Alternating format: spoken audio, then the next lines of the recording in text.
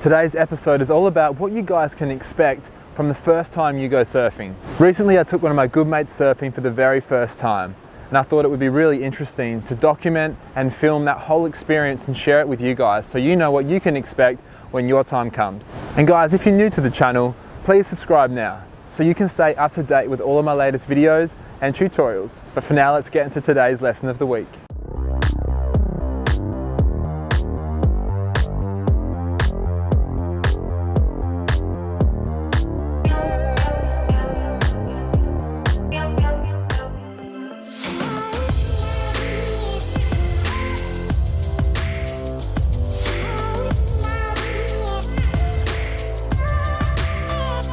So you finally made the decision to learn how to surf. But what should you actually expect from that first surf session? Should you be able to catch a wave and perform maneuvers like this? Or should you simply be happy by catching a wave and riding the whitewater? Now obviously we all learn at different rates and some of us are going to have success quicker than others. But regardless of that, there's a few key things that we all need to focus on when we're learning how to surf. I'm going to look at each of these as we go through today's video. This is my mate Danny, and he's been keen to learn how to surf for quite a while now, and finally we managed to find some time to head down the coast and teach him how to surf. So let's start at the beginning. Firstly, we need to make sure that we choose a beach which is appropriate for a learner to surf at. In this case, we've got a beach which is a sand bottom, and the waves are really gentle and soft, which makes it perfect to learn on. We've also made sure that the board that we've got for Danny is appropriate. And simply put, what we're looking for is a board that is long, wide and thick, which is going to be really stable and floaty out in the water. One thing I really like to do when I'm teaching people to learn how to surf is to trace the surfboard on the sand like this. And once you've done that, you move the board out the way and you practice paddling and popping up. For people who have never practiced popping up before, it's pretty extreme to go from nothing to something out in the water. So it's always best to practice on the sand. It gives you the opportunity to assess anything they might be doing right or they might be doing wrong. Well, in this case, Danny's doing a pretty good job. What we're looking for is performing that maneuver in one clean movement. We don't want it to be staggered. And once he's completed the pop-up, we can then assess his stance. And at this stage, all we're looking for is that his feet are about shoulder width apart, and that he's looking straight ahead, and that his feet are in the middle of the surfboard. It's worth investing time and energy into practicing your pop-up when you're on the beach. We can break things down like that chest raise and the popping up in one clean movement.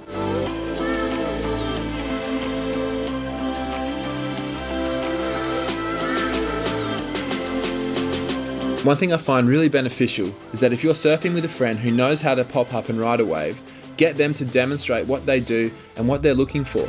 This gives the student or your friend that you're teaching the opportunity to see exactly what you've done. And once you've caught a few waves and you've demonstrated that, then it's time for them to have a crack. Remember, once we make it out into the surf, what we're doing is lifting the nose up of our board so the waves can go underneath it. This is a much easier way to negotiate the oncoming waves. Next, we need to get used to actually laying on our board. You want to get used to that paddling position. So here you can see me and Danny going through it. We've made sure that the stringer is going through the middle of his chest. Once he's nice and centered in the board, then we've got to make sure that he's not too far forward or too far back. And you can easily tell because if you're too far forward, you'll nosedive. If you're too far back, the nose will be up in the air, making it impossible to catch waves. Once they've got this paddling position down, it's time to get used to catching a wave. And I just recommend doing this on your belly. Get used to the feeling of catching a wave. And once you're comfortable with that, then it's time to pop up. Part of surfing is identifying hazards. So we're looking for rips and currents out in the water. What we're also doing is looking for other surfers in the water. When you're learning, you want to make sure that you're not too close to anyone else because your control of that surfboard probably isn't that good at that stage.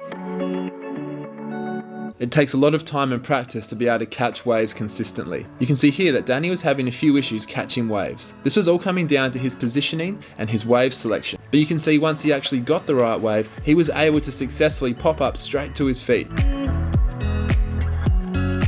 Now that Danny had caught a couple of waves successfully, we thought it would be good for me to demonstrate a few more waves to him, so he could see what I would do once I was up and riding on a wave. But you have to remember not to take yourself too seriously. Surfing's all about having fun with your friends out in the ocean.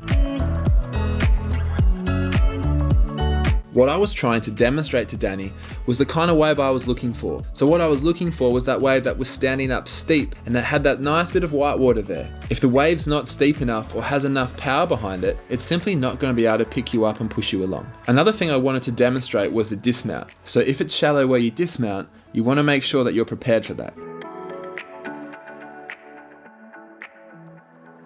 It was time for Danny to jump back on, and you can see he did a great job at selecting better waves now. And because he was getting more familiar with his paddling position, he didn't need to get on so far in advance of that wave. Now he could leave it a little bit later to jump on and paddle. And now that his wave selection had improved, you could see it made a big difference once he actually popped up. He was able to ride that wave for longer than his previous ones. Let's have a quick look at what he's done here. You can see he's caught that wave and he stopped paddling when he knew the wave was pushing him along. He's got that nice chest lift and jumped his feet through in one clean movement. You can see they're centered on the board and he's in a really good position here. Feet are shoulder width apart, he's slightly crouched and looking and pointing to where he wants to go. So if you're learning to surf for the first time and you're going for your first surf, this is what you can hope to achieve. He's ticked all the boxes that we could hope for. He's been able to catch waves and stand up and ride those waves. That's it, that's the goal for the first surf. If we can do that, we should walk away happy. And if it takes you a little bit longer than that, don't be worried. Time and repetition out in the water is the only way to improve at a faster rate. It's also important to remember that your fitness level and your sporting history will have a massive impact on how successful you are when you go surfing for the first time. Those who have a more athletic background or have a history of skimboarding or skateboarding or snowboarding will find that surfing isn't as hard. But for those of us that don't have a sporty background, you might find it takes you a little bit longer than those people. If you have a look at this example of a wave, you'll see exactly what we're looking for when we're choosing waves. Here we can see that either side of this peak, it's quite fat and flat. So if we're either side of that steeper part of the wave, we won't catch it. So we need to be in that steep section where it's broken and it's steepest. That will give us more power and speed and ultimately more success to catch a wave.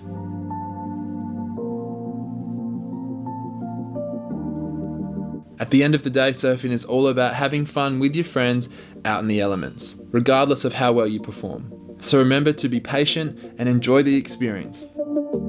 Guys, thanks for watching the video today. I hope that now you have a better understanding of what you can expect the first time you go surfing. And you've got a couple of pointers of what you can look out for and how you can address a few common issues. Remember to like the video and comment below to let me know what other videos you'd like to see. Thanks guys, catch you in the water. The Surfer's Journey now has a range of apparel available, from beanies to t-shirts to hats and coffee cups. For more information on how you can place your order, email thesurfersjourney@gmail.com.